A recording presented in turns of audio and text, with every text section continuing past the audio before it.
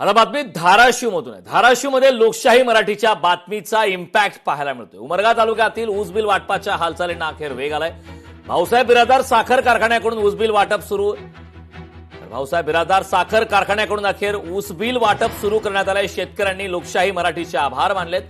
थकीत ऊस बिलासाठी कारखान्यासमोर शेतकऱ्यांनी 12 दिवसांपासून आंदोलन सुरू केलं होतं. लोकशाही मराठीची टीम कारखान्यावर पोहोचताच कारखाना प्रशासनाला खडबडून जाग आल्या.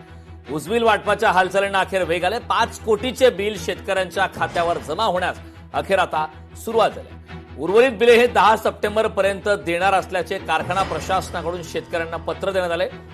लोकशाही मराठीच्या दणक्यानंतर कारखान्याकडून शेतकऱ्यांना पत्र मिळाल्याने शेतकऱ्यांचे 12 दिवसाचे आंदोलन अखेर स्थगित करण्यात आले. लोकशाही मराठी शेतकऱ्यांच्या पाठीशी खंबीरपणे उभारल्याने शेतकऱ्यांकडून लोकशाही मराठीचे आभार मानण्यात आलेत. ऊस बिल वाटपाच्या हालचालींना अखेर आता वेग आलाय. भाऊसाहेब बिराजदार या कारखान्यासंदर्भातली ही महत्वाची अपडेट आहे. धाराशिव जिल्ह्यातील उमरगा तालुक्यामधल्या या घडामोडी आहेत.